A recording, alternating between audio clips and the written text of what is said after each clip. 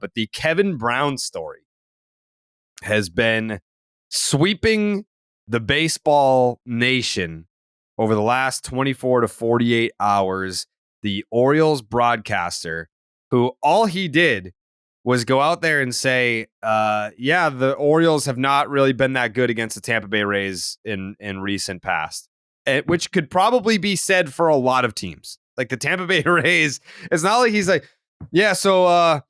Baltimore Orioles are 1-8 against the Oakland A's. Like that's embarrassing. Like to be like, they're 1-8 against the Oakland A's over the last 2 years. That's something that you probably don't want to bring up. But to say you have a bad record against the Tampa Bay Rays, a team that's always in it, a team that's been to the World Series, a team that's always in contention for a division title, has won 100 games very recently. I don't know why that would be something that you would want to shun from your broadcast. The one thing that was very cool was that we did see broadcasts all across baseball speak up on this, like Michael Kay, Gary Cohen, Dave O'Brien on the Red Sox broadcast. Dallas, did you guys say something on the A's broadcast? We have. So what's funny is we have guys who rotate back and forth, right? So we had one guy who on that day was doing the first 3 innings of the game on radio, which means one other guy is doing the first 3 innings on TV, and then they flop, or I should say they flip back and forth for the middle 3, and then they flop once again and come back for the latter 3. So I believe they covered it on radio. I don't think anything was said on TV, and I'm not in the spot as as the color commentator to steer that ship, to bring that up or whatnot. Like it was tough to see because that's a fair and factual statement that's being made. And it's also contextually being made to shine the light on the recent success and the hope, I think, for the future. And that's what, that's something else that you take away from it. But the support across the league, because I know that one of our other radio guys said something. I got to tell you too, it's a little bit of a tough spot, because if you see that happening and you remember, like, it doesn't matter what I think, what I feel. If somebody just doesn't like what I say right now, that could be it. And that's what that showed. And that's a very tough climate to operate in. Yeah. It was quite bizarre. All right, here, if you've lived under a rock and you aren't familiar with the story, like, we'll provide you the context here. Here is Kevin Brown on the Baltimore Orioles broadcast. This is the 1-minute clip that he was suspended for by the Orioles. For the Orioles, Brandon Hyde has felt like this has been maybe the toughest ballpark to play in, but the Orioles have a chance to do something special today. They've already clinched at least a split in the series, winning 2 of the first 3, and they could pick up a series win behind Tyler Wells today. It's been a minute. The Orioles split a 2-gamer with the Rays in June. They had lost their last 15 series here at Tropicana Field. You have to go back to when our now colleague Brad Brock picked up the win in the series finale, June 25th, 2017, the last time the Orioles won a series here at St. Pete. Already got 3-2 at the Trop this year after winning 3 of 18 the previous 3 years combined. It is a stark difference, Ben, and it is not a bad Rays team. It's not like all of a sudden the Rays became slouches in the American League East. They've led this division every day, but now 2, and the Orioles once again are back alone in first place. Yeah, that's it. And the fact that the Orioles broadcast threw up a graphic to show that the Orioles at Tropicana Field since 2017 are 0-15-1. They split 1 series. The graphic tells you that the entire production team was in on the whole. That's the thing. Yeah, that's like thing, it's not Garrett. just a broadcaster going rogue. Like it's just like the first example that came to mind. But like on the post game yesterday, I think like Papelbon was just popping off about what was he saying? He was kind of like calling into question like the team's heart and drive or whatever. Like if the Red Sox really wanted to, they could be like, whoa, like that's a little too far. And like that's just a thought that came to his mind.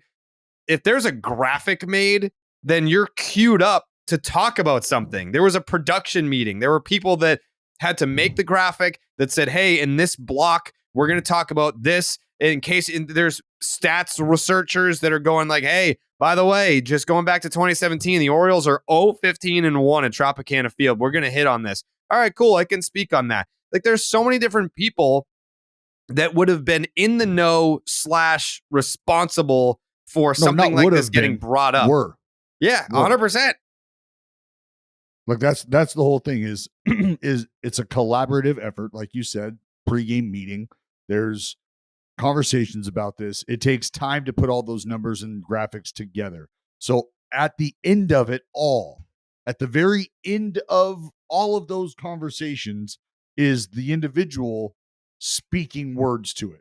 The individual that is just putting it into context. And again, the fact that it was being done and if you listen to Kevin Brown do it, he does a phenomenal job of contextualizing the statistic, making sure you understand and giving you a sense of why it's so good to feel like they're winning right now and why they could continue to do so in the future, because things have not been so great as of late. But now there's been a shift, there's been a tide turn, and that's something to look forward to. So he's giving the fans something to be excited about as well, because you're really excited to think about it, considering how things have gone in the past, as KB just said.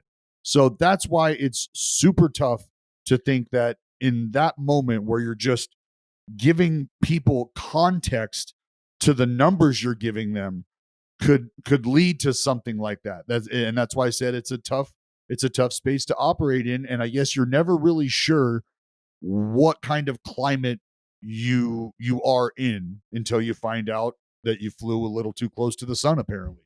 But I would like to think that there's going to be conversations surrounding him, because I mean, from all accounts, I've never met the individual personally, but from all accounts, I mean, you can see the kind of support, and I stand with the dude. Like that's tough, man. That's a tough place to be. Jay, hey, you have worked behind the scenes in production for a baseball television show. What was your reaction when you saw the suspension?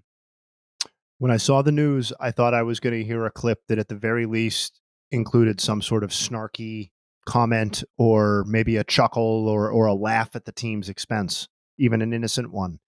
And you didn't hear any of that. And you guys brought up all the relevant points about how many layers this conversation and that information had to pass through. My understanding is that it came directly from the team's official sanctioned game notes as well. It was in the notes. It was in the game notes, like the it notes wasn't that they even print out. And the only reason I say that too is that means it wasn't just a conversation that was had by the TV production unit in and of themselves, and we're like, hey, we're going to do this. It came from the team game notes, which that was my initial reaction, is how innocuous the comments were. My secondary reaction was just how stupid successful people can be sometimes when it comes to this kind of stuff, because the Orioles were smack dab in the middle of a good vibes only 2023 season. And the leadership, I obviously don't know specifically who it was, but the leaders, like there's this thing called the Streisand effect, where by attempting to cover up or prevent something from coming out, you actually draw much more attention to it. And that's exactly what's happened here. Like we went from everybody getting up in arms about a guy's suspension over nothing to chants at the ballpark last night that were picked up on the TBS feed primarily. And I think they even made it through the Masson feed. They just didn't discuss it on Masson. But it's like now a national conversation piece that this guy got suspended over nothing. It's just like crazy how you step on your own feet sometimes with this kind of stuff. These teams where it was full steam ahead and just like everybody was feeling good about the Baltimore Orioles. And now, because of a decision that really seemingly did not need to be made, it's distracted from that, I guess. And the game notes thing, like that's important to note, because those are available and made available to all media personnel covering the game that day. So if you make your way up to the press box, that statistic was going to be made available to you in a packet that looks just like this, full of notes on every player, on the organization, their success and failures against the current team they're playing, dating back to maybe the organization's inception. Like there's a lot of stuff there, but it was available to everyone. So I get it if you feel like it's been blasted on TV and damn, did we have to do that? But the fact that information was readily available and it was contextualized in the way it was by Kevin Brown, like that, he did a great job of giving fans an idea of, again, why they can be and should be excited about what's going on. Well, I believe The Athletic, too, had additional reporting afterwards that said that there have been policies or firm suggestions about staying away from mentioning former players or lack of team success and stuff like that. Like, that has been some of the directive that's come from Masson Orioles. I'm not even sure there's a line there, leadership.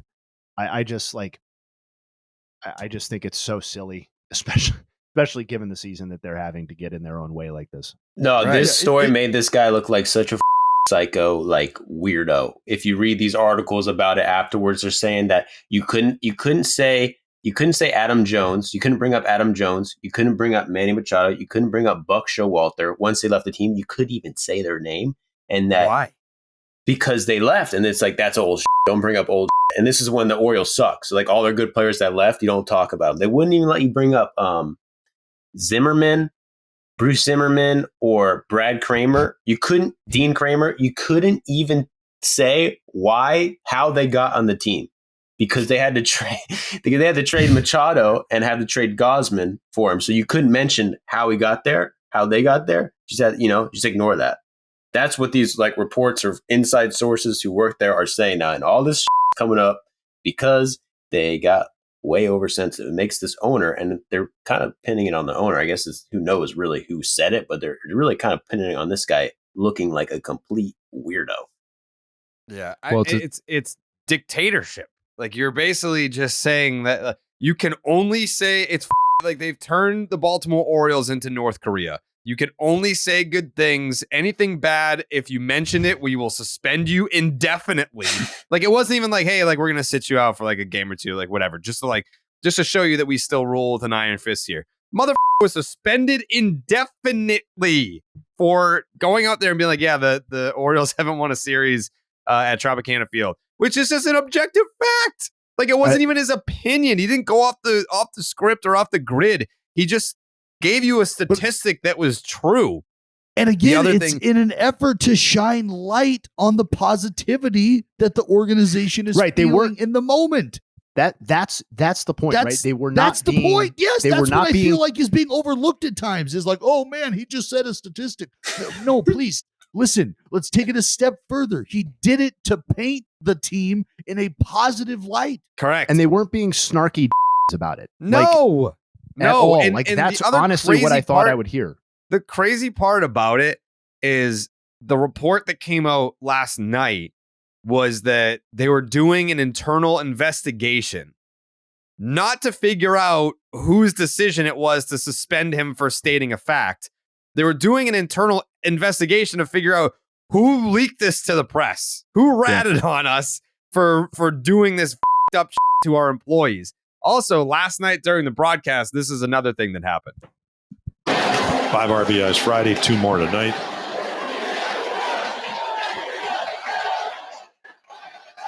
Now here comes Jorge Mateo, who earlier in this game robbed a home run. Made it look easy. Good athletes can do that, Digo. You did it. I think that's one of the best defensive plays in the game of baseball. But going over the wall and making a pitcher happy? Yes. Hey, you always got to make you guys happy. Mateo tried to hold his swing, and he did. You've got an entire ballpark chanting free Kevin Brown, and they've just got to keep talking because they don't want the people at home to even hear that this is happening. Obviously, they're not going to acknowledge that it's happening, but they're trying to talk over it so that you can't hear what the crowd is chanting. It's look. It's just so embarrassing and unnecessarily so. And here's the thing about that is there is no, like, you don't know how to react. You don't know what to do. I mean, like, that has been easy. I mean, look, it's been a very tough year period. Just, I mean, the team, you'd like to have the team play better. There's been a lot that's gone on, but to deal with a moment like that, like, I had no idea what to expect when you hear the chants coming, and you're to an extent you're supposed to give way to the crowd, and you're also supposed to do your job and announce, and you're trying to find the balance between that. And when it's something that happens multiple times, like, it's tough. Like, I mean, because you could say nothing, and that could be the wrong thing to do. You could completely ignore it, and that could be the wrong thing to do. And it's almost like the Goldilocks effect. Like, do I do too much? Do I do not enough? Like, what's the middle ground? Which porridge is just right? It's like, it's an impossible situation to be in as an announcer. So you're just trying to, I mean, I don't even know if you can't please anybody, and you're going to upset somebody. And it's such a difficult spot to live in. Since we touched on the A's, there are parts of this that remind me a little bit of John Fisher parallels with John Angelo, because it seems like it's the son of Peter Angelos who is functionally the owner of he is the managing chair and like the main owner of the Orioles at this point. And he got that position in 2020, it seems like. And like, if your primary like qualifications for running the Baltimore Orioles or owning them is that you happen to be the son of the Orioles' original owner, like, I don't think it's totally surprising that that's the sort of atmosphere that would be created under somebody like that.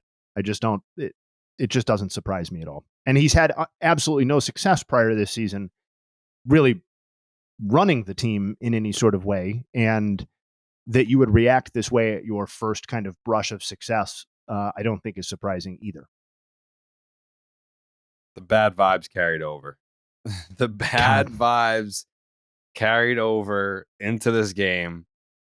You've got a Cy Young candidate on the mound, King Felix. It's a 6-3 ball game in the ninth. The Orioles bullpen hadn't given up a run in 17 innings or something like that. It was crazy. They were on a run of not giving up any runs. Orioles deploying the man that they've depended on in the late innings all season long. In a 6-3, and we hyped up this series too. I it's not going out on a limb, but if you were to tell me that the Astros are going to play the Orioles in the ALCS this October, I would very much believe you. Even despite how good the Texas Rangers have been playing as of late. But you've got the powerhouse King Felix against Kyle Tucker. Bases loaded, 6-3, ninth inning. Was down early 0-2.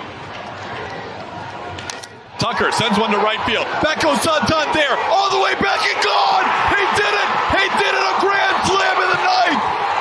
What an at-bat by Kyle Tucker. King Tuck is now invading by sea. Wow. Dallas, you're a bright baseball mind. The was that? What? King Kyle Tuck is Tuck invading his by sea? What the does that mean? Yeah, I don't know. What What was King that Tuck? called? Learn some history, guys. You don't know King Tuck invaded King Tuck, through the Indian Channel? Through the Indian Sea. 1600 BC? 1600 BC.